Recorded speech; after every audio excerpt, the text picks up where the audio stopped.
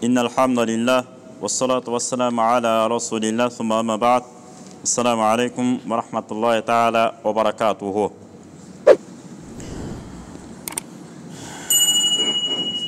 Өткөндө ата-энеден ак болуу, ата-энеге ак болуу ушул темасын улантып атканбыз.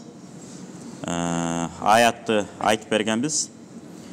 Аяттын улантысында айтып атпайбы? Бисмиллахир-рахманир-рахим. إما يبلغن عندك الكبر أحدهما أو كلاهما فلا تقل لهما أف ولا تنهرهما وقل لهما قولا كريما صدق الله العظيم. Егерде сенин кол астыңда дейт. Демек ата-энени карап калуу ар бир балага насип эмес экен. Ошол токоштуу бала сүйкүмдүү дегендей, ата-энени кейитпей, кепчитпей, карап ала турган, бычакка саптуу, аялын кыбыласы кылуу албаган, балдарын 7-чи кабат асман үстүнө коюп албаган, атанын ордун, эненин ордун балдарына гөлдөлөн кылып, бөстөк кылып, төшөк кылып,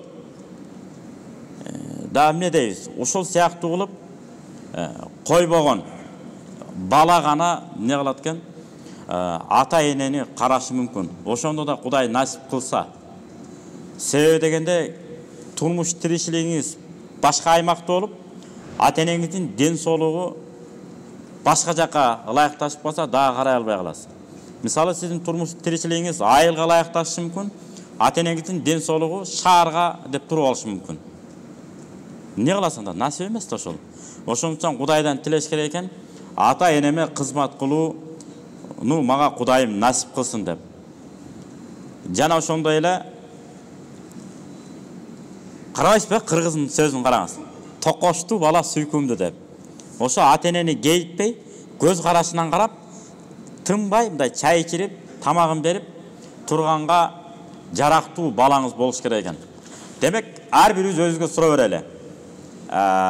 Биз ошондой бала тарбиялай алдыкпы же өзүбүз менен өзүбүз жүрөбүзбү? Же бир кайсы бир карый айткандай, менин балам карап айтат, мени минтип атат, тиги балам да карап айтат, бул балам деле карап айтат деп кейип отурат дейт. Анан нарактан акылдуу бир көптү көрүп койгон аксакал бар экен да, шереге нарагында. Сен атаң багып койдуң белесе? Өзүнө суроо берген экен, коркпой эле. Сен деле баккан эмесиң да кыйратып. Турабы деген экен, анан учпай калган экен да. Ошол сыяктуу ата-энелерибиз көзү тирүү кезинде билбейт экенбиз.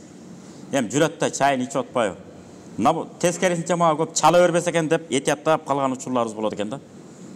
Ата баары жакшы, сон, эч кыжалат болбоңуздар. Баары жакшы деп коет экенбиз. Өткөндө айткандагыдай, эгер балаңыз бир чет өлкөгө же бир жолдо алыс жолго кетип аткан болсо, тынбай чалат экенбиз. Балам, кыйчылык жокпу, жетейин деп калдыңбы? Баары жакшы элеби деп. Өзүбүздүн атабызды антип сурабайт экенбиз. Ошондуктан ата-энелерди көзүн тирүү кезинде сыйлап, урматтап алсак, бирок бир шарт менен. Шарият кыйган жолдон чыгып кетүү эмес. Кимдир бирөөлөрдө видеолорго чыгып кетти го. Апасынын бутун жууп, чарага тозуп алып бир таштекке, идишке. Аны алып кайра бетин жууп. Ошентсе бет нурланып кетсе, баарыбыз ошентет элек, эмне дедиңиздер? Идишке апаларыбыз жуудуруп алып буттарын. Жууп, нурланып, нур чачырайт турган болсо, нурланып жүрө берет элек.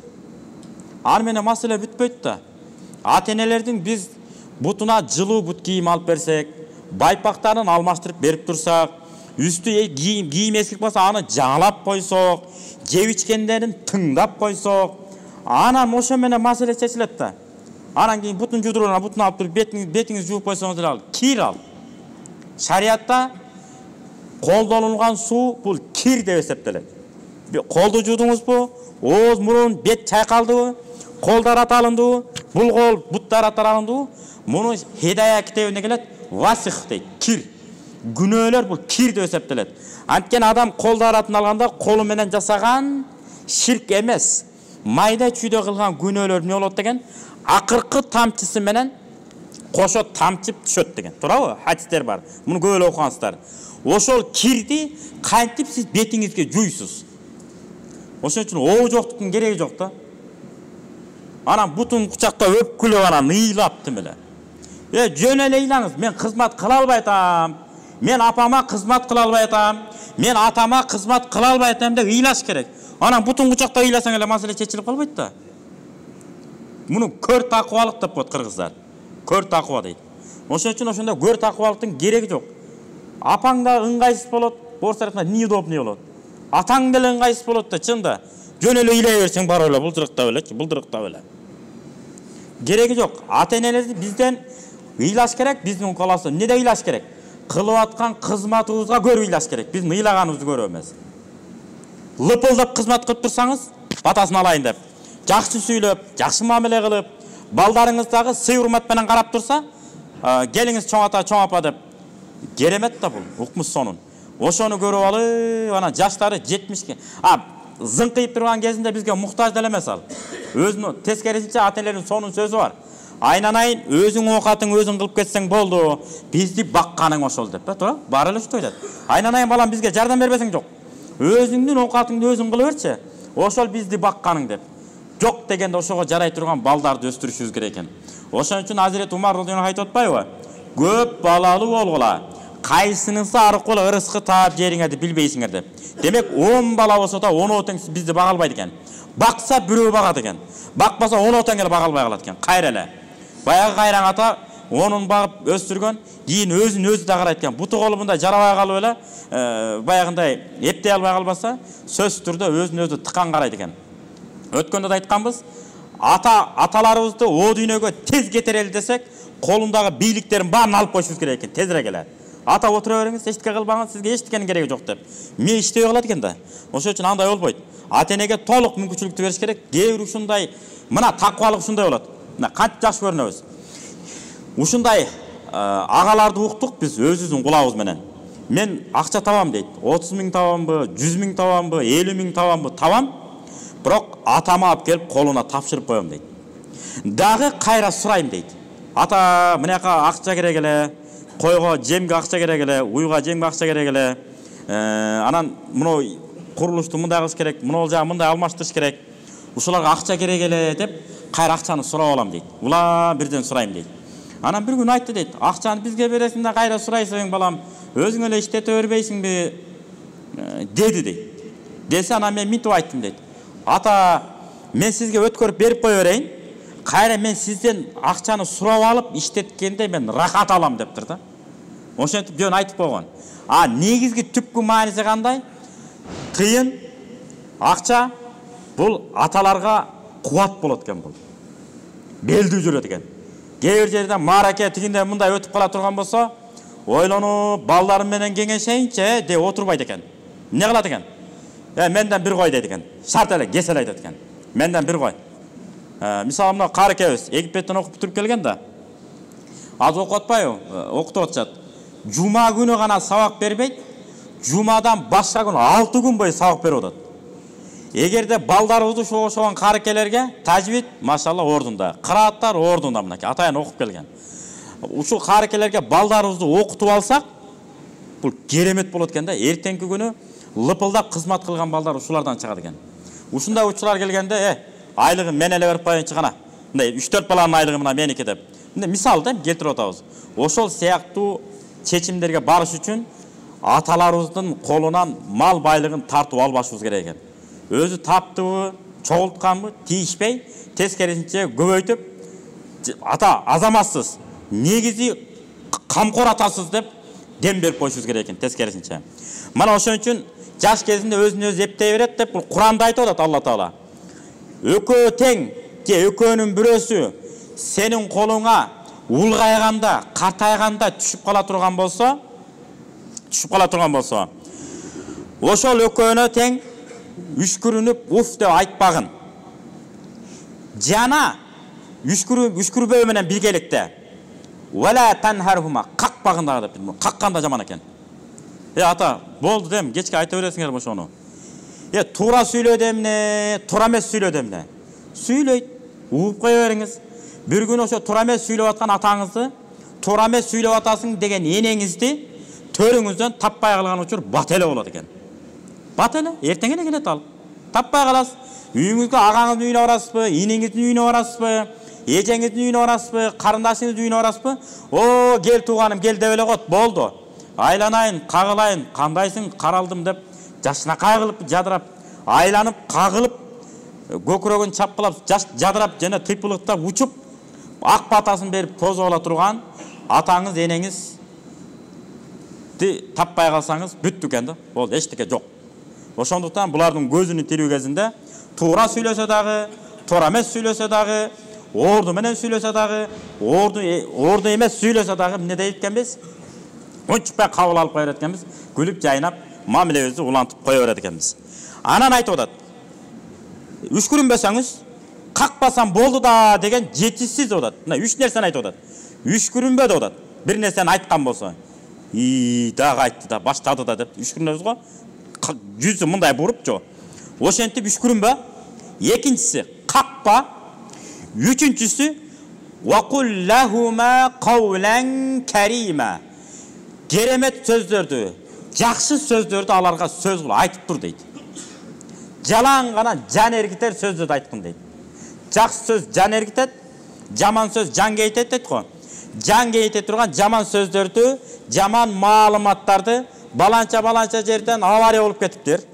Баланча мындай болуп тур, банкрот болуп тур, ошондон кийин анан мынтип уруш талаш болуп тур деген сыяктуу көйгөйлүү маселелерди ата энеге айткандын кереги жок экен. Ата энеге жалаң каулан карима, керемет, жомарттык, марттыкка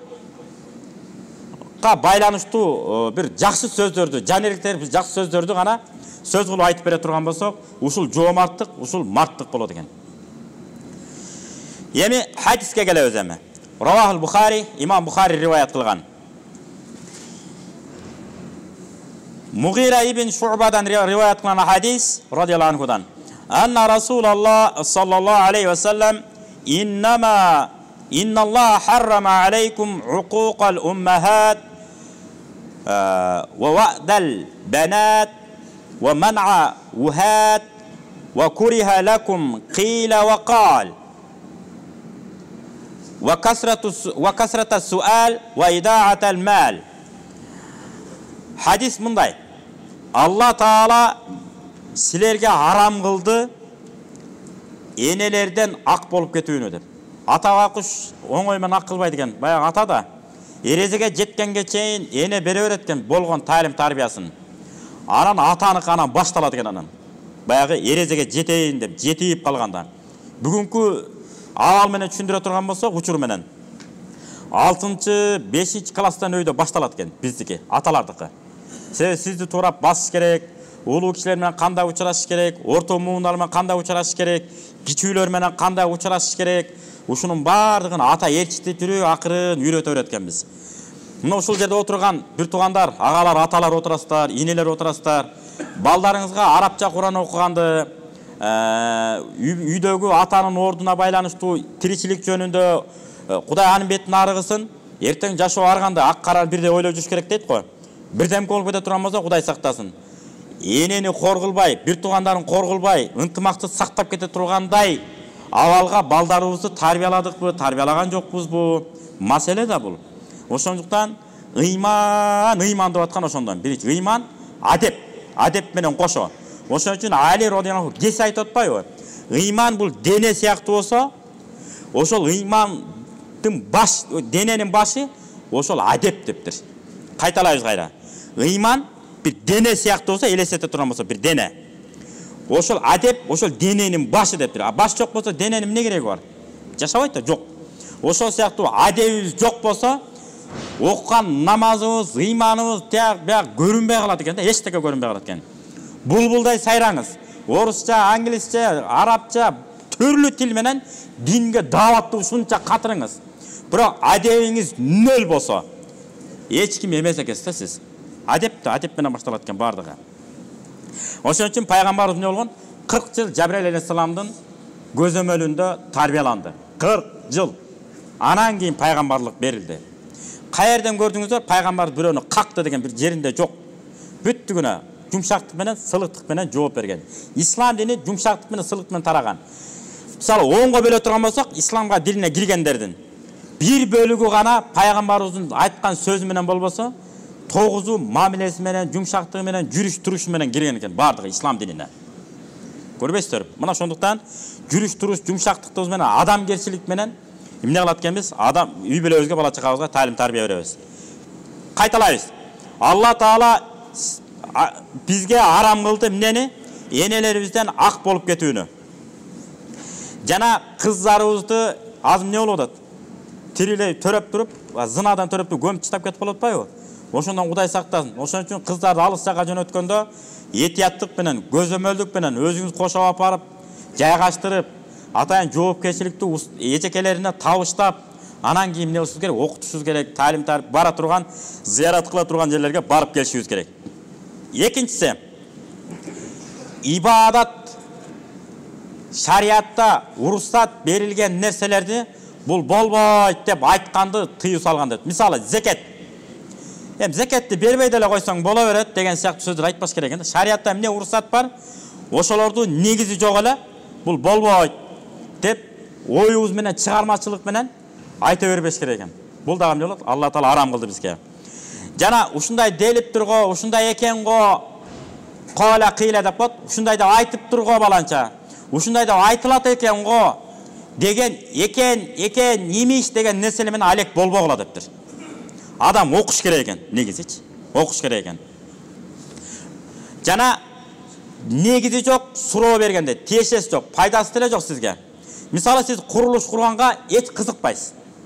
Бирок айтасыз, курулушчуга келип алып сурап атасыз да, негизи мындай ушул сыяктуу бир курулуш курсам, канча тонна цемент кетет, канча тонна арматура кетет деп суроо берген сыяктуу болот экен. Сиз мечит курдурайын деген ниетиңиз жок, мечит курайын деген планыңыз да жок. Мисал да эме? Келип алып сурап атасыз да. Же болбосо машина оңдобойсуз сиз, такыр оңдобойсуз. Бирок сурап атасыз. Bir motor buzulup kalsa, ошону канча соң оңдоса болот дейсиз да. Анан кантип оңдоса болот дейсиз. Бирок кызыкпайсыз. Жөн эле сурап койдуңуз. Анан байкуш моторист сизге түшүндүрүп аткан сыяктуу. Бул ушундай болот, муну алыш керек, анан бошотуш керек, анан митет. Бирок кызыкпайсыз сиз. Ушул кандай адам болот? Акмак адам да бул. Ошондой тиешеңиз жок, кереги деле жок, кызыкпайсыз. Ошо кызыкпаган нерсеңизди дайыны жок эле сурай берүү, ошону арам кылды дейт Алла Таала. Жана пайдасы жок жакка дүйнөнү, байлыкты кетирүү дептир. Орду жок. Ошондуктан шариятыбызда марттык бар, бирок зыкымдык жок. Демек сарамжалдуу дейт. Битирлик арам, бирок сарамжалдуулук арам эмес да. Сарамжалдуу деген керемет экен. Эгер балдарыбызга ыйман, адеп, ана сарамжалдуулукту үйрөтүп койсок, Кудайым бериптир да бизге. Алла Таала Куранда айтат атпайбы? Бисмиллахир-рахманир-рахим. Кулу ашрабу ва ла тусрифу иннаху ла юхиббул мусрифин. Садакаллахул азим. Жегиле, ичкиле, бирок ысырап кылбагыла. Албетте Алла Таала ысырапкорчуларды жаман көрөт деп. Мына эң соңкусу. Бу акчаны дайыны жок, негизи жок эле жок кылып берүү деп. Азаматтар бирөө кичине тасма чыгарып коюптур, кичинекей. КВНщиктер. Бирөө салютту көтөрүп кетип атат монтип. Көрдүңүздөр да аны. Көтөрүп кетип атат, бирөөсү шереги акчаны 100 сомдуктарды, 50 сомдуктарды митеп чачып отурат. Тегинси терип атат, тере баштады. Эмне кылып атасың? Чачып атам. Анан мен ала берейинби дейт. Ала бер дейт. Анысы алып атат чогултуп. Жерге кырытпай эле мага мындай эле берчи дейт. Кандай айырмасы бар сен экөөбүздүн дейт. Сен экөөбүздүн айырмабыз ушундай. Мен сен болсо акчаны салют алып туруп жөн эле абага аттырып берип атасың. А мен болсо сага ошо аттырбай мындай эле берейин деп атам дейт. Сен пайдаланасың да жакшы жагыңа деп. Какшыктаган да мындайча айтканда. Бүгүн түндө ошондой болду го, туурабы? Аласың, дадаң аттырасың, кетти. Мына кээ бир өлкөлөрдө ушундай экен, $100,000 чейин кетет экен салютка. Не кереги бар ошонун? Андан көрөк балдары ыйлап аткан, кыздары ыйлап аткан, ачка жаткан жетим жесирлер бар. Ошолорго бериңиз. Мына биздин бир коллегабыз 4 айлық қызын Турцияға алып кетіп отыр азыр. 4 айлық қызын. Бутуна башкача жара чыгыптыр. Биздин Бишкекте мүмкүн эмес экен аны дарылоого. Турцияга алып кетип атат, айла жок. Көзү чекчейген бойдон. Карызга $8.000 жыйнап алыптыр азыр. Андан көрө ошол ошондорго жардам берсек болот беле? Болот болчу. Дарегин таап. Мына бүгүн түндө, кечинде саат 4-тө 4-түн тегерен учат экен. Мына ошол сыяктуу адамдарга жардам берсек керемет болмок. Ошондуктан бирок шүгүр, мурункуга караганда шүгүр. Медведев мырза деле түшүндүрүптүр го. Жаңы жыл кетти деп сүйүнбөйлө койгула, жакшы айтыптыр бирок. Айтса да сонун айтыптыр. Сен буга чейинки жылдар мындай болсун ана тигинде ошенткениң менен, эмки жылы сени мындан да катаал жашоо күтүп аткандар кактан билесиң деп. Сен өмүрүң кыскарып атпайбы? Эмне сүйүнөсүң деп. Мына өздөрү мойнуна алып, бул жаңы жыл биздин майрам эмес деп башташты. Шүгүр азыр. Анан өтө катуу кетип, бир туугандар менен да жаман жакшы айтышпай эле коңуздар. Жаңы жылдын мындай жактан мааниси кетип калды, Кудайга шүгүр эле. Сиз өткөрбөйсүз, мен өткөрбөйм. Жакшы эле баары. Сону жылып баратабыз. Аябай эле жылып калдык, Кудайга шүгүр. Эми Ибн Хаджар Аскалани рахматуллахи алейх ушул хадисти мындай деп түшүндүрөт. Иннама хассал уммахат биз-зикр. Ата деп айтпастан энени деп айтты. Энелердин сүт ак болуп кетүү, энелердин сүт ак сүтүн актабай койсок жаман экен да бул. Энелерден ак болуп кетүү аталарды айткан жок. Энелер деп айтты. Эмнеге ата деп айткан жок? Ата анткени сабырдуу болот экен, чыдамдуу болот экен ата. Ал эми эне алсыз болот. Анткени аял киши картайгандан кийин билесиздерби, ыйлак болуп калат көбүнчө. Ыйлай берет. Эркелей берет, ушундай. Мына булут сыяктуу туруп булут каптап жамгыр жаап кетет го. Жамгыр жааганда эле нөшөрлөтүп ыйлап жиберет. Туруп караса жадырап жайнаган гүлзар бакчага айланып кетет, ушундай. Ошондуктан энелер алсызыраак дептир.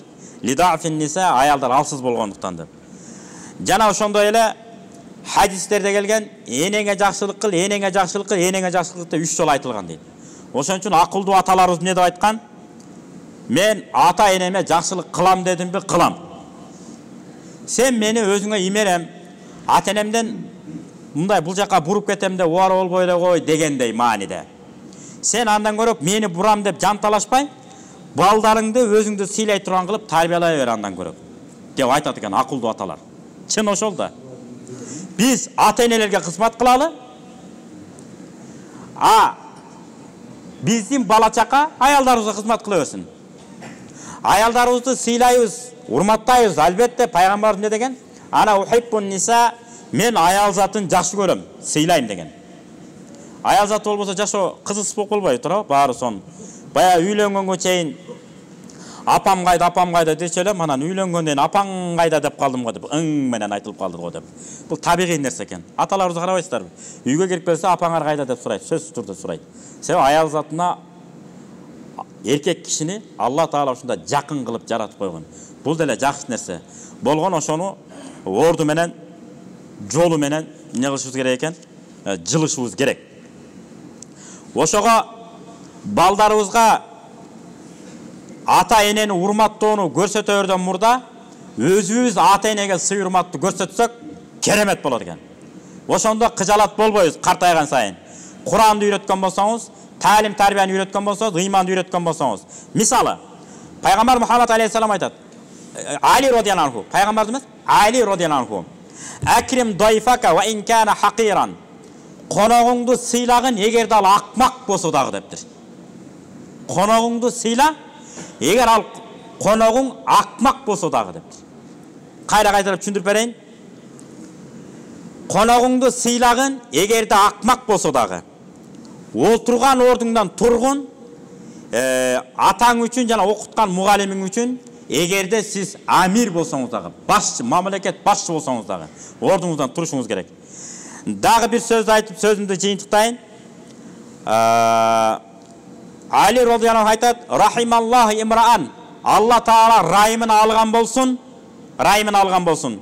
Бир инсанды эгерде акыйкатты тирилтсе, туура эмес нерсени жок кылса, adiletsizlikti joysa, adalettүүлүктү turguzgan bolsa deydi. Bu üydөгү atadan başlap mamleket başçılarına çeyin tiyişeli söz bu. Kim bolbosun? Akıykatты tiriltүү, batıl turames neseni joyu. Adaletsizlikti joyup, jokко çıgarıp turup, adalettүүлүктү turguza bilүү. Ошондой адамга Кудай Таалам райым кылган болсун. Да сөзүм ушу менен жыйынтыктайын. Фактул басар эхвану мин фактил басира. Көздүн көрүүсүн жоготуп коюу, көздүн көрөгөчтүгүн жоготуп койгонго караганда жеңилирээк дептир. Мындайынан түшүндүргөндө, көздүн көрөгөчтүгүн жоготуп жибергенден көрөк, көзүбүздүн көрүүсүн жоготуп жиберген жакшыраак дептир. Мунун мааниси кандай?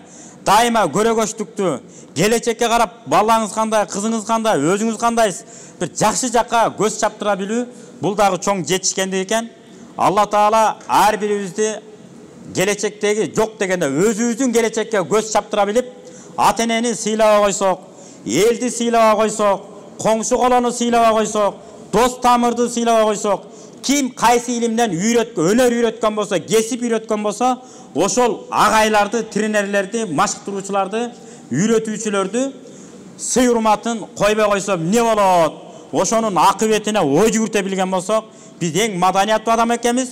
Ушундай маалыматтарды алып алыш үчүн мына бир окуучу кыз чыгыптыр. Жашы 20 жаш тегерегинде экен. Кече жүрөт маалыматта. 1 мүнөттө 19.000 сөз окутат. 1 мүнөттө 19.000 алды. Орточосу 7.000-8.000 сөз окутат. Начарлары 4.000-5.000 окутаптыр. Эң начарлары. Китеп калабы бизге анда? Китеп калбайт да. Ошол элерге кирип окуп коюш керек мына балдарыбызга. Үйрөтүп койсок мына сүрөткө тартып эле кете береткес. Бул таң калыштуу жомок эмес. Имам Шафи рахматуллахи Куранды жаттаганда эмне кылган? Бир жак бетин жаап кой, экинчи жагын жаттаган. Бягын жаап кой, кайра бул жагын жаттаган. Эмне үчүн? Кокус бияна көз түшүп калса, эки жагы чаташып кетчү экен да. Фото память күчтүү болгон. Имам Лакнави да ошондой болгон. Ошол сыяктуу илгери эле бар болчу. Азыр эмне кылып атабыз? Кайра өнүктүрүп атабыз. Ошондой жерлерге кыздарыбызды, балдарыбызды окуталы. Сыңган кылычты бир жылда бир эмес, бир күндүн ичинде мындай баракта оодарып коет экен да. Көчмөндөн кагылыш жана башка. Көкө саба ошогон китептерди. Мындай эле айына 30-40 китеп, 50 китеп жөн эле окуп калат экенбиз. Кудайым ошону берсин. Анткени биз окуган китебибизге жараша ой жүгүртөт экенбиз. Мээбизде эчтеке жок болсо, пайгамбарыбыздын басып өткөн изине, өмүр баянына эч качан ой жүгүртпөйт экенбиз. Амин. Алла Таала жүзүбүздү жарык кылсын. Ата-энелерибиздин айтканынан эмес, көз карашынан түшүнгөн жана элибизге, журтубузга адилеттүүлүктү орноткон, келечек муундарыбызды алтын доордо жашай турган башчыларыбызды Кудай Таалам бизге насип кылган болсун. Ва саллаллаху таала Мухаммад ва аля алихи ва ажмаин. Бирахматка рахмаллаху акбар. Ассаламу алейкум ва рахматуллахи ва баракатух.